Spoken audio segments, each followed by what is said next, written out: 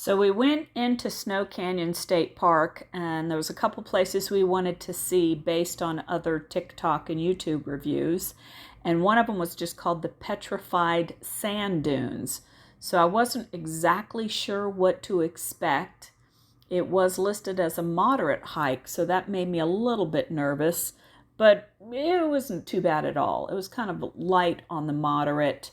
Mostly, I think what made it moderate is just having to walk kind of angly on this sandstone, which we walked all around on. That is, quote, the Petrified Sand Dunes, this sandstone stuff that's actually all over the place in southern Utah. So I didn't realize that's what it was that they were talking about.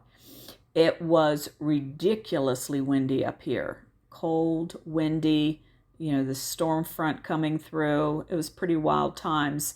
So obviously why I'm doing voiceover, because otherwise all you'd hear is a massive wind tunnel.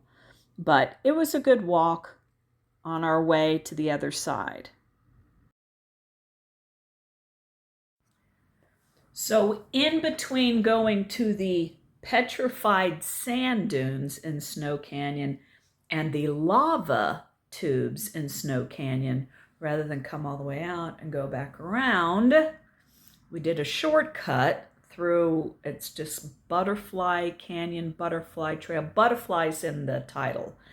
And it said it was moderate, but moderate can mean anything, right?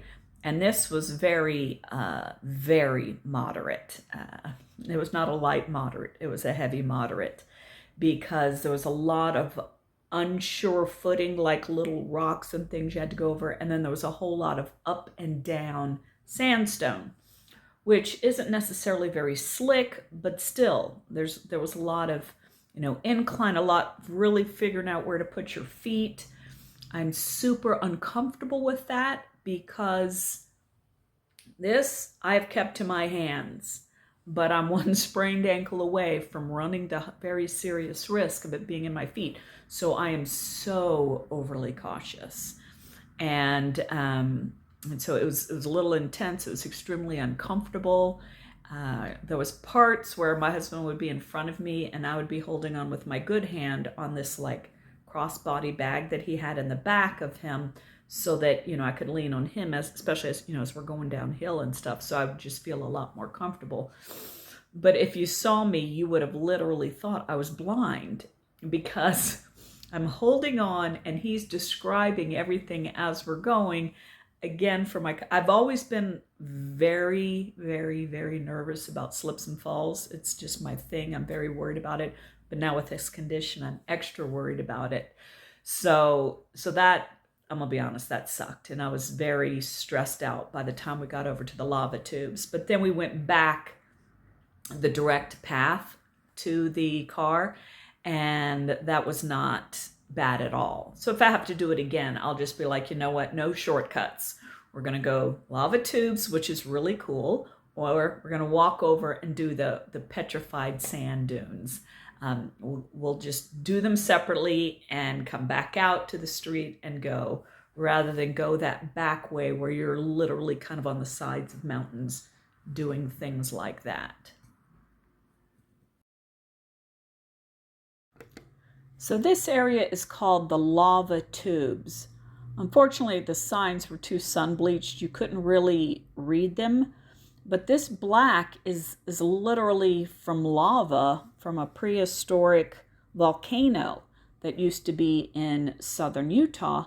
And what happened is, as the lava was flowing like undergroundish, I guess, the outer area would cool and the inner area would keep going. And so you end up with this lava tube, like a scary, creepy, cavey kind of a thing that you can, oddly enough, they let people go down in there if you want, assume your own risk. At the other lava tube, there was seriously, people had gone down in there. Crazy dudes, of course, but they just said it kept going down and kind of getting smaller. But it is so amazing to think about.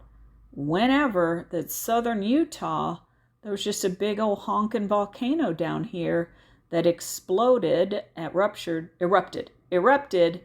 and shot lava all over, and now you just see all of this black lava rock everywhere. And, I remember seeing it going, what the heck is that? It looks like lava. And my husband's like, yeah, no, it really is lava. There used to be a volcano here. And I was like, in Utah? It's so strange, right? Most of Utah was underwater in Lake Bonneville, and then we had volcanoes. Utah must have been a real party way back in the prehistoric days.